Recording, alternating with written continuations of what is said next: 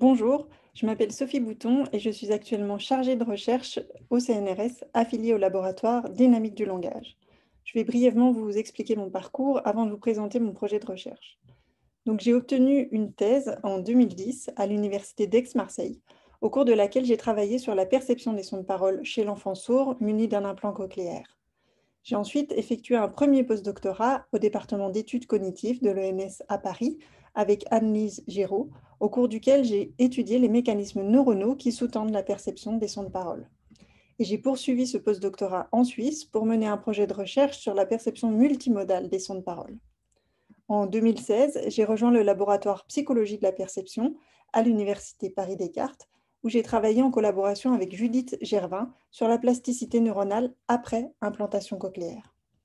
C'est grâce à ce parcours pluridisciplinaire et à l'obtention du prix des sciences humaines et sociales doté par l'Association Rayonnement du CNRS, anciens et amis du CNRS, l'Association des amis de l'Université de Lyon, la Maison des sciences de l'homme Lyon-Saint-Étienne, que je peux aujourd'hui mener un projet de recherche ambitieux sur le développement du langage.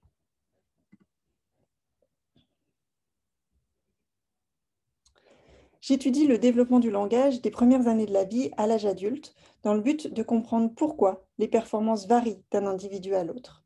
Une bonne maîtrise des langues à un jeune âge est un facteur déterminant de la réussite scolaire et sociale globale. Pourtant, le niveau de langage oral des enfants varie beaucoup lorsqu'ils entrent à l'école, et cette variabilité met en échec la plupart des pratiques éducatives actuelles qui ne sont efficaces que si les enfants ont atteint un certain niveau de langage. Mon travail de recherche vise à mieux comprendre pourquoi les performances linguistiques varient d'un individu à l'autre au cours du développement. L'un des principes fondamentaux de mon travail est d'ancrer l'acquisition du langage dans sa relation avec le développement du cerveau, du corps et les facteurs environnementaux qu'il façonne. Je considère donc que le développement du langage parlé chez l'homme est un processus continu et interactif entre le corps en développement, la maturation du système nerveux et les apports environnementaux et perceptifs. Aucun aspect du langage parlé ne peut être expliqué sans tenir compte de cette interaction. L'un de mes objectifs de recherche est de mieux comprendre le développement des mécanismes neuronaux impliqués dans l'acquisition précoce du langage. L'hypothèse principale de ce travail est que l'apprentissage de la parole s'établit via les contraintes mutuelles que les systèmes de perception et de production exercent l'un sur l'autre.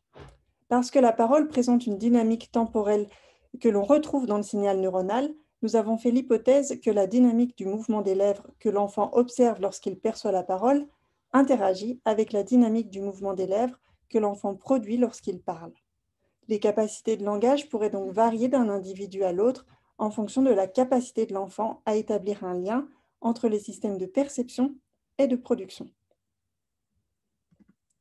Dans un autre axe de recherche, mon hypothèse de travail est que l'acquisition du langage dépend en partie de la façon dont les organismes allouent leur stock limité de ressources métaboliques entre des fonctions biologiques concurrentes.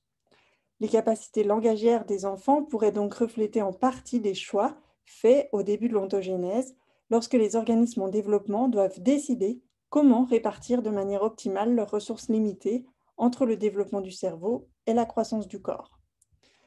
Nous faisons l'hypothèse que le schéma d'accumulation de la masse corporelle a un effet modulateur sur l'acquisition du langage.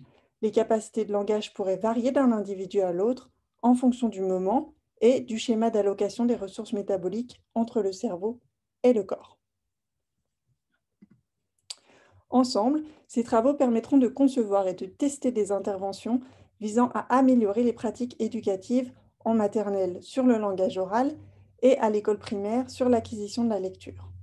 En déterminant quelles caractéristiques de l'activité cérébrale chez les jeunes enfants sont les plus fortement associées à l'apprentissage de la parole et lesquelles de ces caractéristiques permettent de prédire les résultats ultérieurs en lecture, mon travail vise également à développer et à évaluer des interventions éducatives qui développent le même niveau de langue pour tous sur la base des compétences, les compétences individuelles.